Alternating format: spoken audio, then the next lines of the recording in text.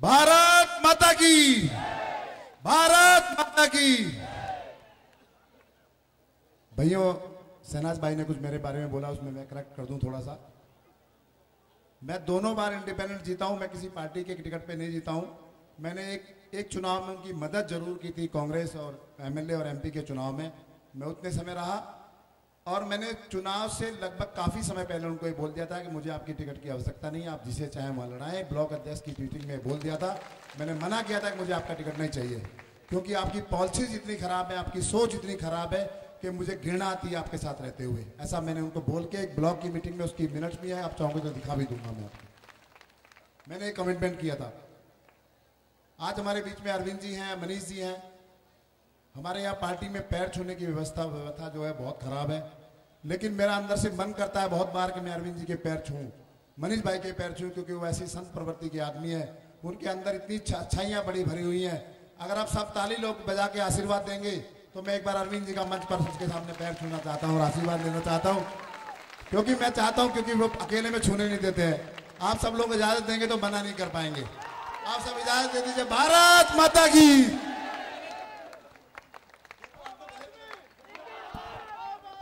इन्होंने कभी भी कमरे में नहीं छूने दिया, नहीं दूर दूर दूर बताए, लेकिन ऐसे इंसान के ऐसे मौके पे मुझे पैर छूने का मौका मिला, मेरा सौभाग्य है। मैं आपको 2-3 चीजें बता दूं इस क्षेत्र के बारे में, क्योंकि मेरे वार्ड के बहुत नजदीक रहा है और मैं इस क्षेत्र को बहुत भली भांति जानता हूं। इस क्षेत्र की हालत ऐसी है कि लोगों के लिए सांस लेना मुदुर्बर है। सीवर सिस्टम इतना खराब है इस क्षेत्र का। मंडावली चाहे वो पटपड़गंज हो, चाहे और क्षेत्र हो, सोसाइटीज के एरिया को छोड़ दें तो लोगों का जीवन ऐसा है कि शायद मेरे ख्याल से लोगों को सांस लेने में भी दिक्कत होती है। मैंने बहुत बारीकी से इस क्षेत्र को देखा है। सीवर सिस्टम ऐसा है, अगर बारिश 15 मिनट हो जाए तो 15 घंटे लगते हैं यहाँ से पानी निकलने से गलियों में। अगर मैं गलत बोल रहा हूं तो बताइए कि सब लोग बताकर ताली। इस क्षेत्र में 15 मिनट की बारिश को 15 घंटे लगते हैं निकलने में पानी को। ऐसी हालत यहाँ कर रखी है लोगों की। और यहाँ पार्कों के नाम पे कुछ नहीं है। पीछे आप जाइए, इसी रोड पे आगे जाएंगे तो एक जोड़ हुआ करता था, मैं क्योंकि इससे पीछे एक स्कूल में मैंने 12वीं 11वीं क्लास यहीं से की है। उसकी हालत ऐसी है कि वहाँ धूल उड़ती है, वहाँ ग्रीनरी के नाम पे, पेड़ के नाम पे कुछ नहीं है। यहाँ के निगम पार्षद, यहाँ के एमएलए की हालत आप देख लीजिए, उन्होंने कैसा काम किया है, कैसा विकास किया है। उन्होंने सिर्फ इतना विकास जरूर किया है कि लोगों को शराब बांटने का, पैसे बांटने का काम किया। दोनों पार्टी बराबर है, एक उनकी पॉलिसी चुनाव लड़ने की एक जैसी है। आप सब लोगों को जागरूक होना पड़ेगा और हम सब लोगों का सौभाग्य है कि मनीष सिसोदिया जैसे उम्मीदवार हमें यहाँ मिले, जो जिसको मैं दिल्ली में सबसे बेहतरीन उम्मीदवारों में से एक उम्मीदवार मानता हूँ। ऐसे उम्मीदवार हमारे बीच में इस क्षेत्र का सौभाग्य है। पूरी 70 की 70 विधानसभाएं ये चाहती थी कि मनीष सिसोदिया हमारे यहाँ से लड़े, क्योंकि उनकी काबिलियत, उनकी कार्य क्षमता इतनी जबरदस्त है। जिस क्षेत्र में वो रहेंगे उस क्षेत्र का विकास होना ही है, होना ही है, होना ही है। दुनिया की कोई क्षेत्र ताकत उस क्षेत्र का विकास नहीं रोक सकती। इसके अलावा जो व्यवस्था आम आदमी पार्टी चाहती है उसमें मनीष जी का योगदान भी कम रहेगा और आपका योगदान ज्यादा रहेगा, क्योंकि ऐसी व्यवस्था हम इस दिल्ली में चाहते हैं, इस क्षेत्र में चाहते हैं कि सारे निर्णय आप स्वयं ले, मोहल्ला सभाओं में सारे निर्णय हो, आप मालिक रहें। जो एमएलए बने, जो एमपी बने, वो आपका नौकर बन के रहे, आपका सेवक बन के रहे। ऐसी व्यवस्था हम इस दिल्ली में चाहते हैं। आपको किसी मनीष सिसोदिया के पाने की जरूरत ना पड़े, आपको किसी और के जाने की जरूरत ना पड़े, आप स्वयं सारे काम अपने मोहल्ला सभाओं में करा पाए। ऐसी व्यवस्था इस दिल्ली में हम चाहते हैं। और आप लोगों के आशीर्वाद से जितना प्रेम मुझे मिल रहा है, आशीर्वाद अरविंद भाई को मिल रहा है, मनीष भाई को मिल रहा है, हमारे लिए बहुत सौभाग्य वाली बात है। मैं परसों पटपड़गंज के पीछे की तरफ से निकल रहा था, 4-5 महिलाएं वहां बैठी थी। मनीष भाई, बहुत महत्वपूर्ण चीज है। 4-5 महिलाएं बैठी थी, मैं उतरा, मैंने कहा माता जी मैं यहाँ से चुनाव लड़ रहा हूँ पटपड़गंज से। कह रहे भैया नहीं, हमें आपसे बात करने वाले नहीं है। मैंने कहा पता नहीं क्या हुआ। कहने लगे भैया इस बार झाड़ू वाले को वोट देंगे, हमारे अरविंद केजरीवाल के साथ है, हमसे बात ही मत करिए आप। अरे मैंने कहा मेरी बात तो सुन लो। मुझे लगा मैं जरा जानता हूँ लोगों से। ये पटपड़गंज गांव के बैक साइड की बात है। 4-5 महिलाएं में बैठी कोने पे बात कर रही थी। मैं उतरा, मैंने कहा थोड़ा जानकारी हासिल करता हूँ कैसे स्थिति क्या नहीं है। मुझे इतनी खुशी हुई इस दिन भाई हम इस क्षेत्र में कहाँ मजबूत हैं। आज की स्थिति इस क्षेत्र की ऐसी है कि बाकी पार्टियां शायद मेरे ख्याल से आधे के सामने भी नहीं ठहरती है।